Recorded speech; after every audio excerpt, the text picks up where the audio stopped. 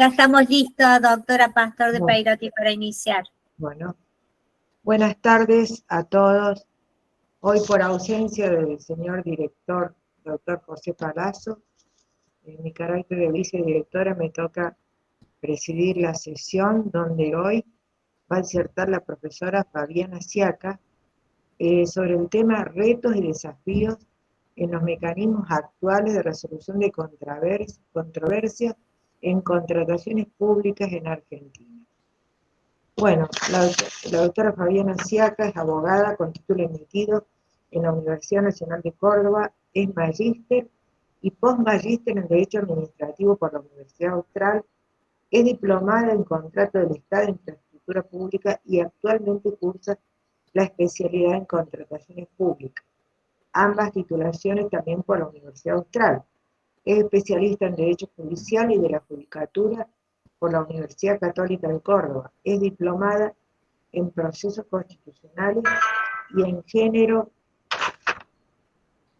y en Género y Derecho en el ámbito judicial por el Centro de Perfeccionamiento Ricardo Núñez y el Poder Judicial de la Provincia de Córdoba. Es profesora asociada en la Universidad Blas Pascal y profesora auxiliar en la Universidad Nacional de Córdoba en Derecho Administrativo. Ha dictado clases de posgrado en distintas universidades. Tiene numerosas publicaciones en su especialidad. Es funcionario en el Fuero Contencioso Administrativo del Poder Judicial de la Provincia de Córdoba. Bueno, seguramente vamos a aprender mucho de la doctora Fabiana Siaca. Bueno, muchísimas gracias, Liz. Se escucha bien, ¿no? Muchísimas gracias, Liz. Se escucha perfecto. Por tan generosa presentación. Voy a compartir un PowerPoint porque creo que renuncio un poquito de verlos a ustedes durante la presentación, después durante el debate dejo de lado el PowerPoint, así que voy a compartir un PowerPoint que hice para esta temática. Bueno, ¿de qué vamos a empezar? ¿De qué se me planteó la inquietud de compartir con ustedes que todos los sistemas, digamos, de impugnaciones o observaciones durante todo el procedimiento de la licitación pública adolece de fallas e ineficiencias?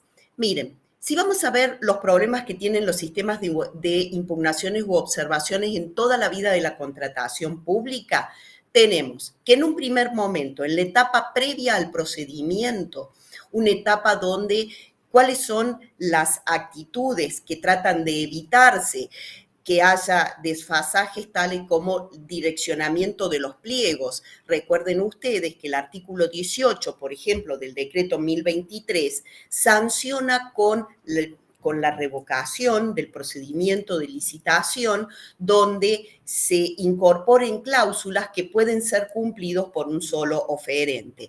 Igualmente, cuando existen cláusulas que prohíben el desdoblamiento de los procedimientos o el abuso en los mecanismos de la contratación directa. ¿Qué sucede en esta etapa previa al procedimiento? En esta etapa previa del procedimiento están teñidos por el ejercicio de facultades discrecionales por parte de la administración. Esto hace de que existan pocas posibilidades de los oferentes o potenciales oferentes de impugnar estos procedimientos licitatorios. No obstante, por ejemplo, existe un precedente de la Cámara Federal de Apelaciones en lo Contencioso Administrativo, la sala número 4, que en el año 2017, en las causas Fundación que sea Justicia contra Estado Nacional, hizo lugar a una medida cautelar porque se había hecho un abuso de la posibilidad de recurrir a la contratación directa e hizo lugar a la cautelar diciendo que el apartamiento de la regla de la licitación pública debía estar debidamente motivado, lo que no pasaba en ese procedimiento, con lo cual otorgó la medida cautelar que permitió la suspensión del procedimiento. Lo mismo pasa, piensen ustedes, los pliegos de especificaciones técnicas. Estamos en la etapa previa al llamado. pliego de especificaciones técnicas. El contratista tiene que estar muy seguro para impugnar esos pliegos, ¿no? Desde un primer momento. Generalmente, como estos pliegos se tratan de actos administrativos de alcance general, lo que pueden hacer uso, porque el sistema, digamos, de contrataciones no contiene muchas posibilidades de impugnación a estos actos preparatorios o esta etapa previa del procedimiento. Entonces, ustedes, por ejemplo, si desearan ser contratistas e impugnar un pliego de especificaciones técnicas o un pliego de particular de condiciones, por tratarse de actos administrativos de alcance general, deberían hacer uso, por ejemplo, del reclamo administrativo impropio, del artículo 24, inciso A, de la Ley de Procedimiento Administrativo a nivel nación, artículo 119 de la Ley 6658, por tratarse, ¿no es cierto?, de estos actos administrativos de alcance general, puedo iniciar un reclamo impropio y pedir la suspensión de los efectos del acto.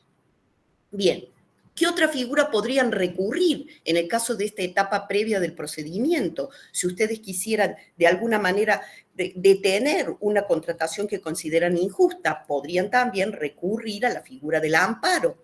En la figura del amparo podrían también pedir una medida cautelar. Ustedes recuerden siempre una cosa, que para la administración, si no se pide la suspensión del procedimiento o alguna medida cautelar, significa que la posición del contratista está en contra de las cláusulas de la contratación y por lo tanto su oferta pasa a ser inadmisible.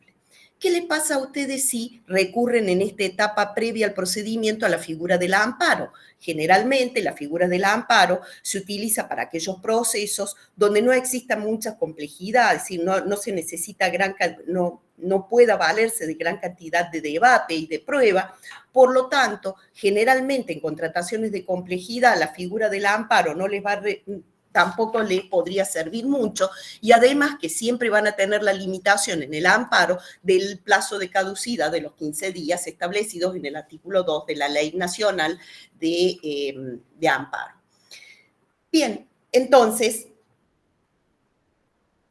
llegamos al segundo momento. ¿Qué pasa si yo tengo irregularidades en la etapa del análisis de la oferta o bien al momento de la adjudicación? O sea, ya se han abierto las ofertas. Entonces, primera posibilidad que les permite la ley, ¿cuál es? Interponer una impugnación a el dictamen de preadjudicación. Pero generalmente los dictámenes de preadjudicación, ¿qué les exigen? Les exigen una garantía de impugnación que suele ser en un porcentaje no mayor al 3% del monto de la oferta, pero eso no mayor al 3% del monto de la oferta puede llegar a ser un monto realmente importante. Y además, si bien es cierto que la doctrina viene criticando esta práctica de estas garantías de impugnación, lo cierto es que siguen estando incluidas dentro de del actuar habitual de la administración pública. Y fíjense ustedes, si nos vemos, así como el órgano nacional de contrataciones emite dictámenes muy interesantes porque se publican y nos hacen saber cuáles son las posiciones de lo que sería estos precedentes administrativos. Fíjense, el dictamen, ya sea el 817 del 2012 o el dictamen 788 del 2011, ¿qué nos dice? El Organismo Nacional de Contrataciones dice que estas figuras de las impugnaciones en los procedimientos de contratación coadyuvan al buen funcionamiento de la administración y quieren tomar al administrado como colaborador de la administración, lo que le permitiría posteriormente a la administración tomar mejores decisiones. Pero la verdad que la realidad nos manifiesta que la administración, más que ver a estas impugnaciones u observaciones a los pliegos, a la preadjudicación en este caso, o a la posterior adjudicación, ve en estos actos como actitudes obstruccionistas por parte de los proponentes o de los oferentes que desean contratar con la administración. ¿Qué lo pasa con el acto de adjudicación? El acto de adjudicación también tiene el obstáculo del artículo 12, la Ley de Procedimientos Administrativos, es un acto ejecutorio, por lo tanto, si presento una impugnación, debo pedir la suspensión de los efectos del acto. Supónganse ustedes de que recurran a una medida cautelar. Lo que pasaría es que el propio artículo 13 de la ley 26.586, cuando nos habla de las medidas cautelares, para que proceda una medida cautelar en contra de, ya estamos en el acto administrativo de adjudicación, tendría que acreditar el cumplimiento, que el cumplimiento o que el cumplimiento del acto va a causar gravamen irreparable, de que exista verosimilitud en el derecho, verosimilitud de la ilegitimidad, pero los dos últimos puntos, que son la no afectación del interés público o que la suspensión judicial de los efectos no produzca efectos materialmente irreversibles, generalmente son los argumentos utilizados por la administración para no hacer lugar a los pedidos de suspensión. ¿Por qué? Porque habla de la suspensión del interés público la administración. Entonces, es muy difícil que este pedido de suspensión prospere. Y además veámonos también una cosa. Si yo llego a impugnar este acto administrativo de adjudicación, tengo que llegar a un sistema judicial donde voy a un contencioso administrativo que es largo, es engorroso, tengo los privilegios propios de la administración, el agotamiento el reclamo administrativo previo, el agotamiento de la vía. Posteriormente, si llego a obtener una sentencia favorable, que generalmente demora en un plazo de entre 5 y 10 años, después tengo que ejecutar esa sentencia, es decir, si obtengo una sentencia favorable, de todas maneras, la ejecución de la sentencia podría apelar el Estado a mecanismos de consolidación de deudas, con lo cual al contratista que ha sufrido un perjuicio en este procedimiento licitatorio le resultaría muy difícil, la verdad, obtener un resarcimiento. Y si nos miramos después lo que pasa al momento de la ejecución del contrato, por ejemplo, la aplicación del ius variandi por parte de la administración. ¿Cuál es la legitimación que tiene? El propio afectado, los oferentes autoexcluidos, los que no resultaron adjudicatarios. No es claro quiénes son los legitimados activos. Tampoco tenemos un procedimiento demasiado claro en la ley como para poder impugnar estos actos de ejecución ya durante el proceso en el momento, digamos, de la ejecución del contrato. Por ende, lo que vamos a proponer ahora, ¿qué es? Es tratar, ¿qué es lo que se propone? ¿Cuál es el objetivo?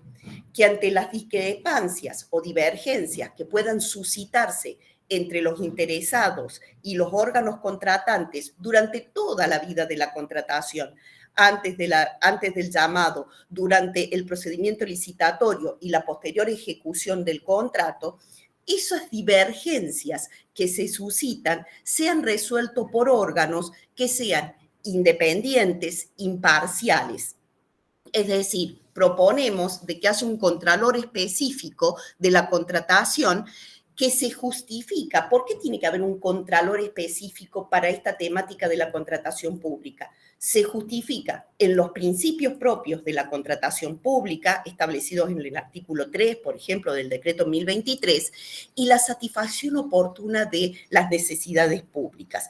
Tengan en cuenta ustedes que las contrataciones públicas generalmente significan entre un 10 a un 20% del Producto Bruto Interno de un país, con lo cual la ineficiencia en el uso de ese caudal de dinero conduce a resultados negativos. Por eso se pretende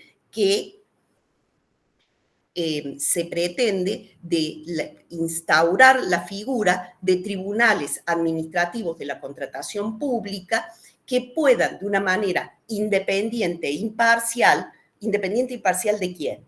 Independiente de tanto de los oferentes que participan en el contrato como de las entidades que adjudican y que ejecutan posteriormente los contratos. Esta aparición de los tribunales administrativos de la contratación existen cuestiones en relación a su naturaleza jurídica. Si nos ponemos en este momento, si bien es cierto que después voy a hacer un relato de lo que ha sido la vida de los tribunales administrativos en el ámbito nacional, que han existido, algunos son muy exitosos, como el Tribunal Fiscal, pero las buenas prácticas internacionales, que actualmente son soft law, están sugiriendo la utilización de estos tribunales administrativos de la contratación pública. Miren así, la ley modelo del SNU-MUDI, que, miren, lo voy a decir en castellano, es la Comisión de las Naciones Unidas para el Derecho Mercantil Internacional, tiene una ley modelo muy interesante sobre la contratación pública del año 2011, donde realmente ha establecido todas las buenas prácticas que pueden darse en el ámbito de los contratos públicos. Es una lectura muy interesante. En el artículo 64 de la ley modelo de la contratación pública del año 2011, establece, mire, deben existir el derecho al recurso y el derecho a la apelación. ¿Qué significa el derecho al recurso? Que los reclamos de los particulares deban ser resueltos por órganos administrativos imparciales e independientes. Y cuando estamos hablando de la apelación, estamos hablando de que la decisión tomada por este organismo administrativo imparcial e independiente pueda ser después revisado en sede judicial. Ya fíjense que las buenas prácticas internacionales están poniendo pie en algo que tiene mucha historia en lo que es la constitucionalidad de estos tribunales administrativos en el ámbito nacional, que es el control judicial suficiente y adecuado. También existe otra buena práctica internacional, también denominado soft law, que es el acuerdo de contrataciones públicas de la Organización Mundial de Comercio. Ahí en el título 18 habla de procedimientos internos de revisión, donde también dice que los países que integran o que comercialicen deben prever dentro de sus mecanismos internos la revisión de los reclamos por parte de los proponentes en una contratación a través de organismos imparciales, independientes y sobre todo la idea de que sean organismos que sean peritos en la materia de que se trata, es decir, que tengan conocimientos técnicos acabados respecto de esta materia de la contratación. Existe un documento muy importante que la Convención de las Naciones Unidas firma un pacto contra la corrupción, que vamos a llamar CUNAC, que ha sido aprobado por la resolución 58.4 de octubre del año 2003. Es decir, que tendríamos como 20 años de vigencia, lo dicta la Asamblea General de las Naciones Unidas. ¿Qué es importante? Dentro de este marco de esta CUNAC, se ha establecido un acuerdo, un protocolo de la contratación pública que lo firman todos los países que componen el Mercosur. Dentro de los países que componen el Mercosur está incluido Argentina. Y fíjense qué interesante que es el artículo 23 de este protocolo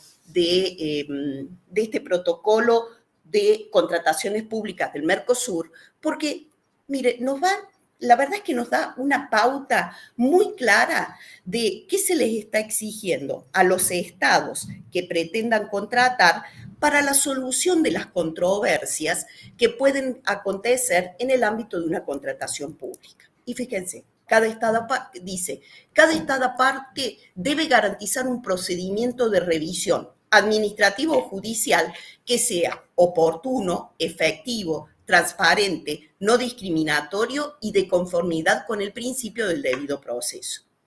Que esa autoridad administrativa o judicial debe ser imparcial, independiente de las entidades contratantes. Lo que se trata ahora es que puedan recibir y revisar una impugnación presentada por el proveedor dentro de una contratación pública y que pueda en tiempo oportuno emitir una decisión o recomendación pertinente. Además, debe asegurarse que el proveedor pueda apelar la decisión esta inicial de la autoridad administrativa o judicial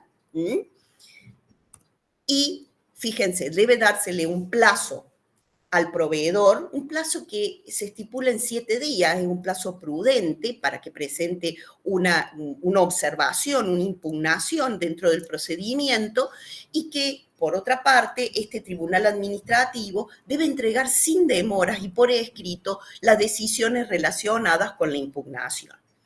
Establece también, fíjense, otro punto importante, que pueda dictar medidas provisionales rápidas para preservar la posibilidad del proveedor de participar en la contratación. Porque, ¿qué pasa usualmente en Argentina? A ver, impugnas el pliego, a lo mejor obtenés la suspensión o no, pero lo más posible es que quedes excluido de ese procedimiento de contratación o bien que el procedimiento de contratación, cabe que la otra posibilidad que afectaría al interés público, se frustre, quede fracasado. Entonces, lo que están diciendo no, dicen, a ver, estos tribunales tomen medidas provisionales, rápidas, a los fines de dar soluciones a los proveedores, podían obtener la suspensión, pero hay un punto importante, que la suspensión no significa que se fracase o que quede, fracasado todo el procedimiento que se ha venido desarrollando para no afectar al interés público y que puedan tomarse medidas correctivas o una compensación por las pérdidas o los daños sufridos en razón de los incumplimientos. ¿Qué es lo importante? ¿Qué podemos derivar de estas buenas prácticas que, como soft law, se están dando en el ámbito internacional? Es que, siguiendo las recomendaciones y prácticas que recomienda la ONU, la Organización Mundial de Comercio, el CUNAC, entre otros, es que estos tribunales administrativos, en particular, tribunales administrativos especialmente referidos a contrataciones públicas, es decir, que resuelvan este tipo de problemas, resultan compatibles en regímenes donde el control ejercido en última instancia debe ser por el Poder Judicial. Y ustedes ya estarán percibiendo por qué estamos haciendo hincapié a esto en un sistema constitucional como el nacional, donde tenemos que el test de constitucionalidad para que los tribunales administrativos puedan válidamente ejercer sus funciones, es que siempre se preserve el control judicial suficiente. Otra experiencia internacional muy interesante está dado por la Unión Europea. En la Unión Europea no es que los tribunales administrativos hubieran sido desconocidos dentro de la realidad de la Unión Europea. Lo que pasa es que los tribunales administrativos generalmente, que al igual que lo que pasó en Argentina, se referían a otros problemas. Se referían, por ejemplo, a problemas tributarios, aduaneros, pero no dirigidos expresamente a los temas de las contrataciones públicas. De todos modos, acá yo les cito unas directivas de la Unión Europea que obligaron a los Estados partes a establecer un régimen especial de reclamaciones en materia contractual. Y fíjense la importancia de eso. En aplicación de estas directivas, existe un informe, que es el informe de la Comisión Europea al Parlamento Europeo y al Consejo Europeo, donde ¿cuáles fueron las conclusiones del informe de la Comisión? Mire, hubo 14 Estados miembros que establecieron un órgano administrativo de contratación pública donde existe un recurso especial y el resto estableció una revisión judicial. Dice, se hizo especial hincapié, dice este informe, todavía no tengo datos estadísticos, pero conforme a lo que puedo percibir del funcionamiento de estos tribunales administrativos referidos a las contrataciones públicas, es que han dictado medidas provisionales de anulación, daños y perjuicios y han constituido un elemento disuasorio en contra de comportamientos irregulares en el ámbito de la contratación pública, no generaron retrasos indebidos en la contratación y permitieron el ejercicio efectivo de los derechos por parte de los operadores económicos. Miren lo positivo que le está poniendo este informe del 24 de enero del 2017 respecto de la utilización de estos tribunales administrativos. ¿Qué pasaron con los tribunales administrativos en Argentina? ¿Existieron? Sí. existieron, son de antigua data. Fíjense que yo les estoy poniendo ejemplos muy viejos. La ley 2873, General de Ferrocarriles, que le dio a la Dirección General de Ferrocarriles la facultad de resolver conflictos en materias de tarifas y aplicar correcciones. La Corte dijo, miren, este tribunal administrativo está ejerciendo funciones de tipo jurisdiccional. La ley 810 del año 1876 es una ley tan antigua que se considera que es el precedente más remoto que existe en el país del Tribunal Fiscal de Apelaciones. Y después les voy dando distintos ejemplos, distintas leyes, decretos leyes, donde se instauraron tribunales administrativos en Argentina. ¿Qué pasó con la Corte Suprema de Justicia cuando tuvo que analizar la constitucionalidad de estos tribunales administrativos que ejercían funciones pseudojurisdiccionales? Ya Marienhoff estaba dando una definición en su tomo 1 de lo que eran los tribunales administrativos. Si bien es cierto, voy a tratar de abreviar para no cansarlos, famosos leading case, Fernando Arias contra Poggio, dice, la Corte dijo que para que superaran el test de constitucionalidad estos tribunales administrativos, debía existir un control judicial suficiente. ¿Qué dijo la Corte? Que significaba en este caso el control judicial suficiente, el reconocimiento a los litigantes del derecho de interponer recursos ante los jueces ordinarios, ojo, no nos olvidemos, tienen que interponer recursos, y la negación de que estos tribunales administrativos dicten resoluciones finales en cuanto a los hechos y el derecho controvertido, con excepción en los supuestos en que, existiendo opción legal, los propios interesados hubiesen elegido la vía administrativa privándose voluntariamente de la vía judicial. En el año 1990 irrumpe la nueva Constitución, donde se incorpora en el artículo 42 esto de los entes reguladores de los servicios públicos. Los entes reguladores de los servicios públicos, si bien es cierto que tuvieron facultades netamente regulatorias, ciertamente también le dieron la posibilidad de resolver conflictos que se presentaran entre las partes involucradas en estos contratos de prestación de servicio. Así, por ejemplo, tenemos el marco regulatorio de la energía eléctrica, la ley 24.065, o el marco regulatorio del gas, la 24.076, que contaban con un recurso directo ante la Cámara de Apelaciones en lo contencioso administrativo federal.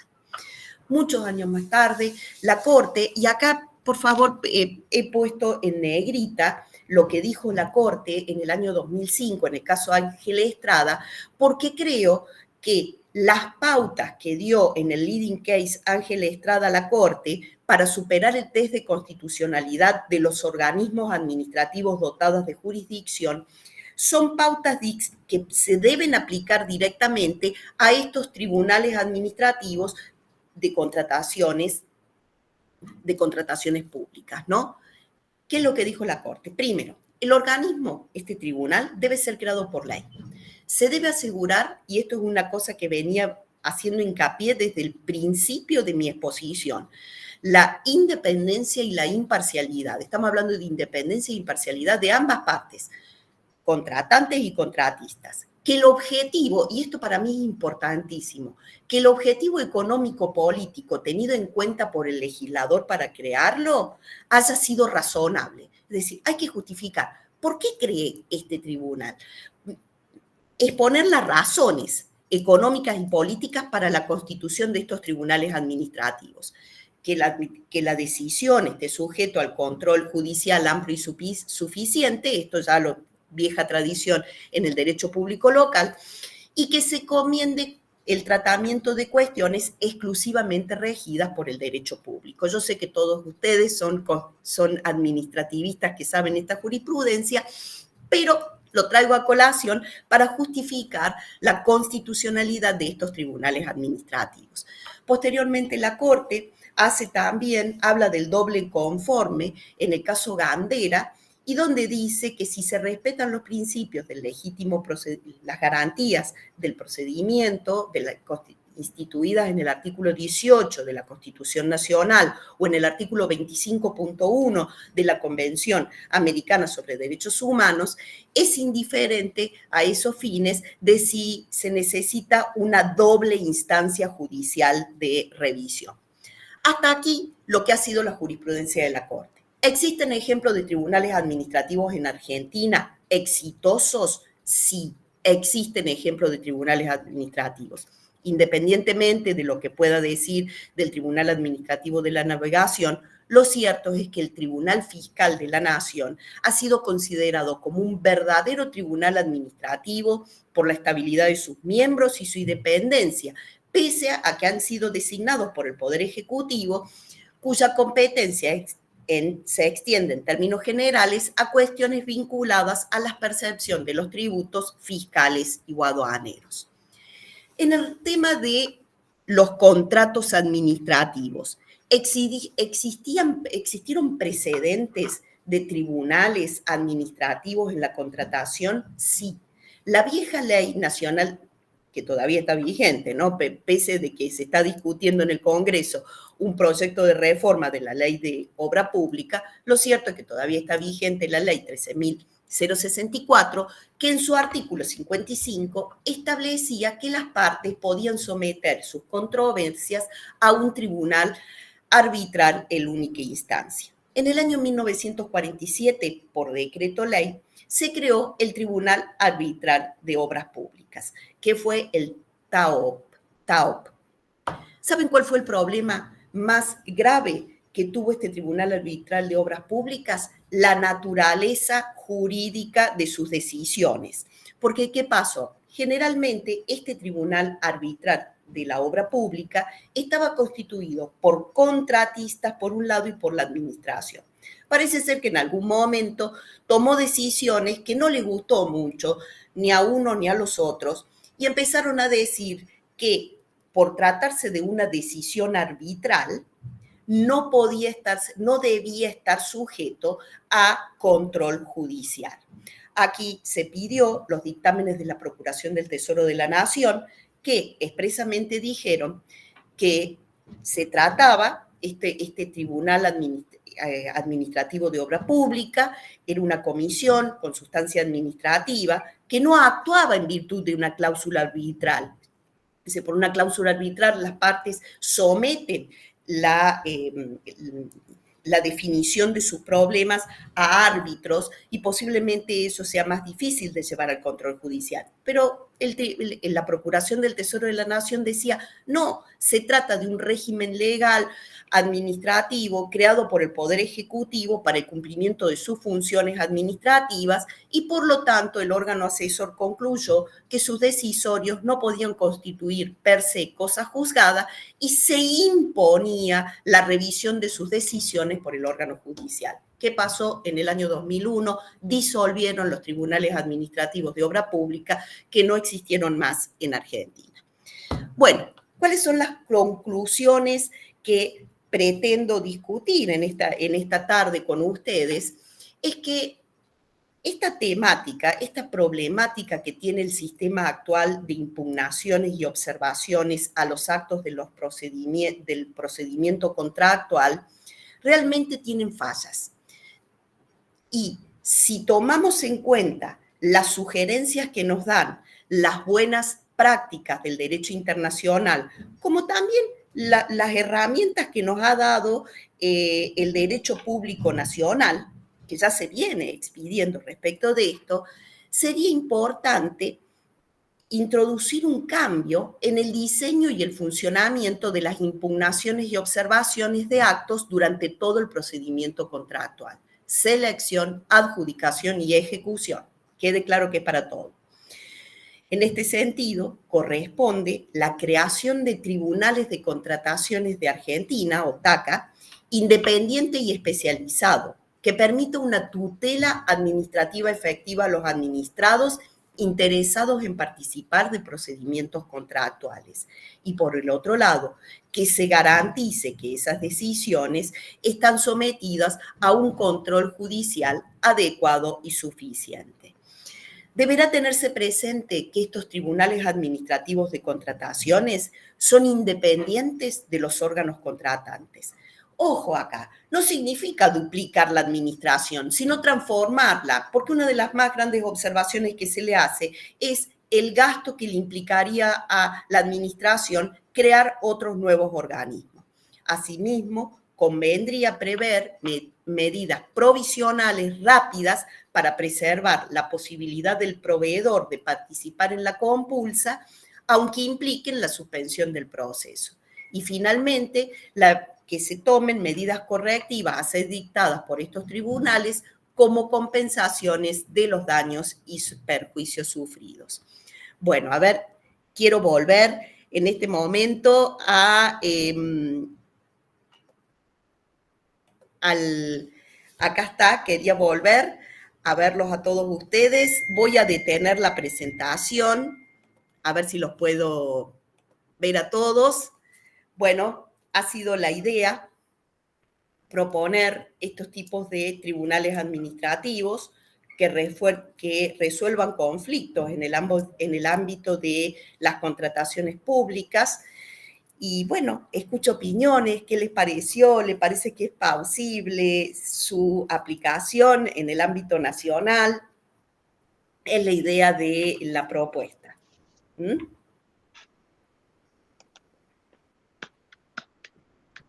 Fabiana, un tema súper interesante, me hace acordar de todos los años que fui profesora de Derecho Administrativo y fundamentalmente porque es un tema sobre el que estudié mucho y escribí mucho. Creo que la cuestión está en eso, en la designación de tribunales que sean independientes e imparciales. Como dice Casañe, no solamente que sean designados también por un órgano imparcial e independiente, sino que no puedan ser removidos por el Poder Ejecutivo.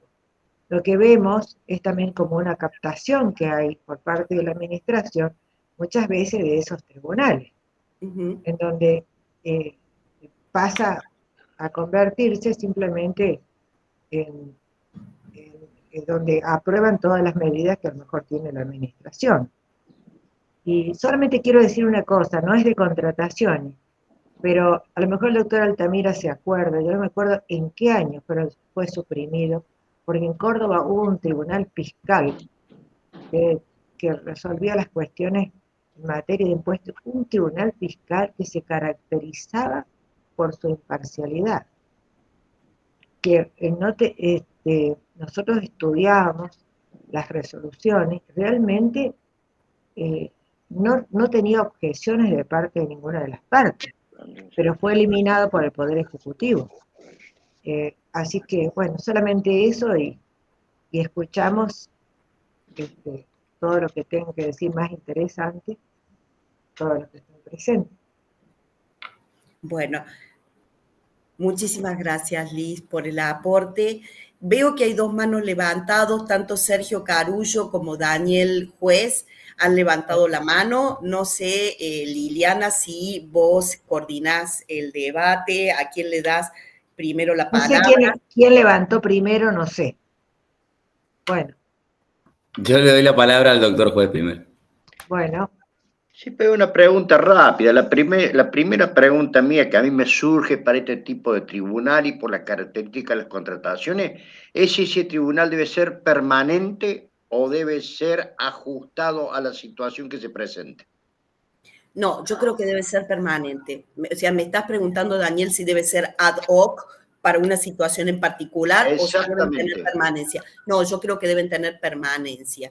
Y esa permanencia le va dando la experiencia y además que creo que la designación sería muy interesante que fuera realizada por concursos públicos, lo cual asegurara la idoneidad y la independencia de las personas que integraran ese tribunal. Gracias. Bueno, muy bien, muy bueno, Fabiana, me interesó mucho y como siempre tus filminas son espectaculares, muy ilustrativas. Mi consulta es en relación con la evolución de Ángel Estrada, de Fernández Arias, luego Ángel Estrada, Pogonza, respecto de las limitaciones que puede abordar un tribunal administrativo en cuanto a dónde es frontera con el derecho común, hasta dónde se mete. Creo que en Ángel Estrada es más claro, pero en Pogonza no dice nada. Entonces, ¿cómo ves esta limitación que puede generar, o si es una coyuntura especial y vos ves mayor apertura, si se tiene que regir más por cuestiones de sus competencias específicas? No, vos sabés que creo que adhiero totalmente a la posición que toma la Corte en Ángel Estrada. Creo que los problemas que se le pueden someter a estos tribunales administrativos son asuntos regidos exclusivamente por el derecho público. Para lo que es los asuntos que deben resolverse por la aplicación del derecho ordinario, existen los jueces conforme a la competencia que deban. Y fíjate que cuando yo hablaba de las impugnaciones y las observaciones en el procedimiento de licitación, estoy hablando de cosas específicas que hagan al régimen de la contratación, ¿no? Lo que pasa es, como tiene dicho muchas veces la Corte en estos asuntos, no hay asunto que en el fondo no se resuelva por el derecho común. Entonces hay veces que dividir la competencia de uno y otro puede ser difícil, pero a mí me parece que por eso lo hice especial hincapié en la doctrina que surge del fallo Ángel Estrada del año 2005. Así que no sé, Sergio, si conteste. Gracias, sí, esa era la pregunta. Antes de darle la palabra al doctor Carpio, lo único que Ángel Estrada 10 años tardó 5 años en la Cámara y otros 5 en la Corte. Uh-huh. Y bueno, era lo que hablábamos de lo difícil que es para un administrado, aunque tenga una sentencia a favor en el fuero contencioso, y en eso yo me he basado esencialmente en mi exposición en Álvaro Flores y Jorge Muratorio, en 2 publicaciones que ellos tienen sobre la temática. Pero también en parte me basé en los dichos en un artículo de Maidal que dice el silencio de los tribunales argentinos, donde Maidal expresamente plantea este problema que tienen, por qué los tribunales contenciosos administrativos demoran tanto tiempo y después los procesos de ejecuciones de la sentencia también son largas, se apela a leyes de consolidación, está bien, el Estado no tiene con qué pagar, pero no sé si le responde, Liz, a la temática que usted planteó. Lucas, te estamos escuchando. Doctor Carpio. Bueno, buenas tardes. No sé cómo se saca la manito. Ahí sacó. Bueno, no, buenas tardes a todos, que el vi al doctor Altamira, que no lo había saludado. Fabi, bueno, es muy importante. No sé si, digamos, tiene que ver puntualmente con lo que planteabas en el sentido, buenos términos en los que planteabas, pero sí me gustaría destacar que es muy interesante la figura de cara a la aplicación del compliance en las contrataciones administrativas. ¿Por qué? Porque al ser un organismo que tienda a ser imparcial, digamos, o que busca, o que tenga esa vocación de no responder a alguna de las partes, me parece que puede llegar a ser esencial para determinar un supuesto, digamos, cuando un programa de integridad es adecuado, para de esa manera se pueda abrir la puerta a la contratación pública para esa entidad que está presentando un programa de integridad. Digo, es más, digamos, es un poco más complejo, no es, digamos, la vocación de ahora de explicarlo, pero me parece sumamente importante y encuentro en lo que vos planteas quizás un puntapié para esto que me estaba faltando, que es un tema que estaba estudiando. Así que te agradezco y después seguramente te voy a hablar porque es muy interesante. Gracias. Gracias a vos. Creo que el doctor Altamira... Doctor Altamira, lo escuchamos. En primer lugar, te felicito porque muy clara la exposición y ha entrado a un problema que es fundamental, que es la duración de los juicios. Y no solamente demora en el orden provincial, sino también en el orden federal. Y en el orden federal prácticamente hay que hacer 2 juicios. Primero para obtener la sentencia y después para ejecutar la sentencia, dura tanto como el tiempo que duró el proceso originario. Pero es ahí donde aparecen los influyentes. Entonces los influyentes dicen, doctor, usted ganó el juicio, bueno, ¿Quiere cobrar pronto? Sí, bueno, mis honorarios son tantos por agilizar el trámite de ejecución de sentencia. Entonces, hay que ver qué tribunal, cómo se puede hacer para que se abrevie no solamente el proceso original, sino después la ejecución de sentencia. Porque abreviándose desaparece la corrupción, o por lo menos si no desaparece totalmente, se disminuye enormemente. Porque me ha sucedido en 57 años que ejercí la profesión, que me aparecieron cuando le gané juicio a la Nación, y empezaron a aparecer influyentes, doctor, yo lo voy a hacer cobrar en tal tiempo, lo voy a hacer cobrar en tal tiempo, y si uno no acepta, el tiempo que dura la ejecución de sentencia es larguísimo, larguísimo, larguísimo. Por eso creo, estoy totalmente convencido que hay que buscar una forma de agilizar los tiempos, y me parece bien lo que ha hecho Liz Pastor con relación al Tribunal Fiscal Provincial. El Tribunal Fiscal Provincial era un tribunal muy acreditado, a tal punto que eran muy pocos los juicios que se iniciaban contra una sentencia del Tribunal Fiscal, porque era gente que había entrado por concurso y además hacía mucho tiempo que estaba. Entonces, por eso yo creo que hay que ver la forma y te felicito, Fabiana, por esta preocupación que ha tenido por encontrar esto. Yo creo que hay que buscar la forma de agilizar los trámites. Nuevamente, felicitaciones. Gracias. Gracias, doctor. Bueno, excelente, doctora Siaca.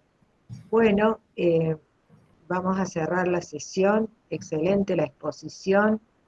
Le agradecemos a la doctora Fabiana Siaca y nos encontraremos en la próxima sesión, que ya se les va, como